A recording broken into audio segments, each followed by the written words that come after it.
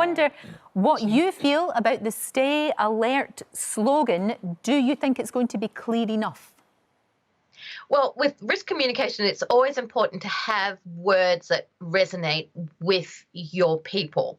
So if it's understood and it's clearly articulated and there's a lot of what you'd call granularity, a lot of detail about what this means and what it means for people, then a message like that will work. But we just don't have that clarity yet. We're hoping for more of that today. Because obviously, Margaret, this is a really dangerous time. Lifting restrictions, any nation lifting restrictions too soon, you do risk this second or even third wave. Absolutely. And this, as my Director General said several months ago, we are in uncharted waters. And just like when you're in uncharted waters, you're lucky if there's a couple of boats ahead of you, so you've got some sense of where the real obstacles lie, you know, where the things you want to avoid lie. So we are seeing from countries that have opened up that indeed, as in Korea, which did very, very well, but then they had an uptick in cases on the weekend because the bars were opened, and a young man who didn't realize he was infected managed to expose a lot of other people to the virus that he discovered he had later. So indeed, these are the times to really watch what's going on in other societies and take heed and pay attention, especially to the social distancing. Consider yourself in a bubble. Consider yourself in quarantine even while you're out. And that's really what, to me, the Stay Alert message should be, that we're all in quarantine, even if physically out, and really keeping ourselves apart from any exposure. And that still is the advice, obviously. That's going to be until the end of it. Do you think we are actually anywhere near seeing the end of this? Because we keep getting told that, you know, we flattened the curve, that we're over the worst. But again, how sure are we? So that flattening the curve, great achievement, fantastic, everybody who has done it. But that was about giving your NHS time to identify the people who are ill and providing that care, so that you don't have this massive number of cases, which you have seen. It is going to be with us for a long time. We're seeing the Western Pacific is settling, but we're seeing large outbreaks in the Eastern Mediterranean, the Gulf areas, where the USA has still got a very large outbreak. We've got a lot going on in Latin America, and we've also seen an increase in cases in Africa. So this is with us for a very long time. Yeah, there's going to be a new normal, I guess, and we all have to adjust to that. Now, there's been worrying accusations, I don't know if you can comment on this or not, that the Chinese president asked your boss, the head of the World Health Organization, to delay information on COVID-19. Now, at a time when we need as much information as we possibly can on a global scale, was this the case? And if so, why? I can absolutely comment on that. It was not the case. So that report that came out on the weekend was unfortunately put out by a reputable newspaper, but they unfortunately relied on only one source. And no conversation took place, no phone conversation took place, so that there was not any question of the Chinese premier asking us to delay. And in fact, at that time, that is when we put out the notification that we had that there was clear human-to-human transmission.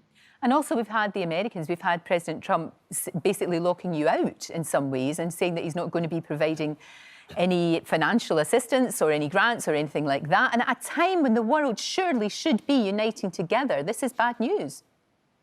Any kind of distraction from exactly what you say, the work that we all need to be doing, and we all need to be working together to fight this, is problematic. But we are laser focused on what needs to be done, and we are continuing to learn from everywhere, get that information together and put it out and provide it to everybody. And I tell you, 99.9% of the world is also laser focused. Margaret, Dr. Hillary here. Hi, thank you for updating us what's going on in the rest of the world, because that's really important and pertains to everything that happens here eventually as well. Can you clarify your position particularly for us domestically here, about masks? Because it's a question that keeps coming up time and time again. You know, who should be wearing masks in this country, members of the public particularly, and how do you mention the R rate? Everyone talks about keeping the R rate down, but how are you expecting us to keep a handle on that? Okay, so I'll go with the masks first. Yes, indeed, there is a lot of confusion about who, where, what, when with masks. Now, what is very clear is that medical workers, healthcare workers need to wear the highest standard of medical masks because the procedures that they do may increase the amount of virus floating around. So they need the masks for protection. Now, the general public, the reason for wearing masks is to stop you infecting others. So the idea is that if your local area, if your local jurisdiction asks that you cover your face, understanding that you're covering your face in order to prevent you coughing or sneezing on other people. So therefore, do not think you are protected.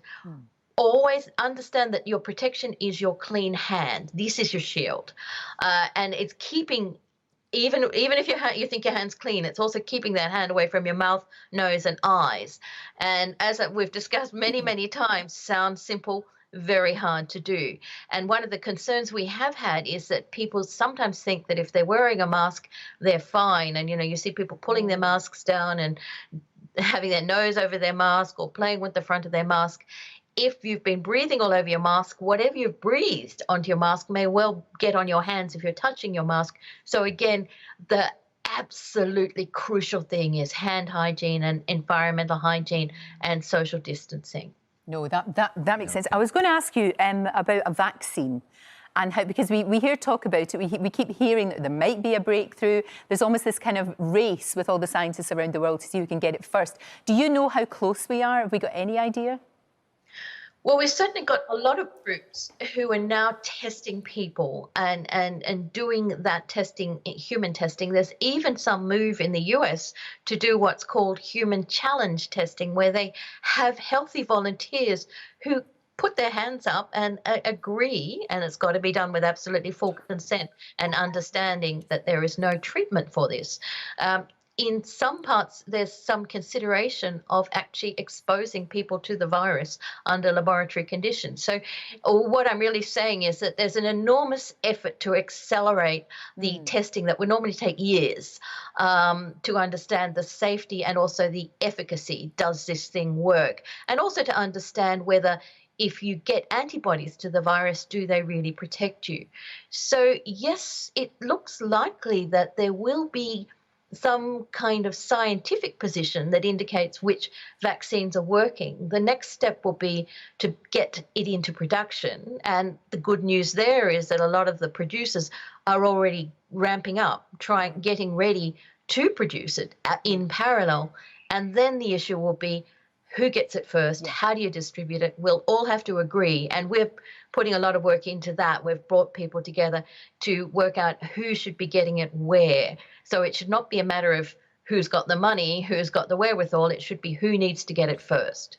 And your advice to the public in the UK, because at the moment, as I said, we're pretty fractured with Scotland, Wales and Northern Ireland saying, stay at home, and England is stay alert. For you're the expert. What should we all be doing? We should all be, as I said, thinking about how to quarantine ourselves, whether that be in a lockdown, whether that be while being out and about.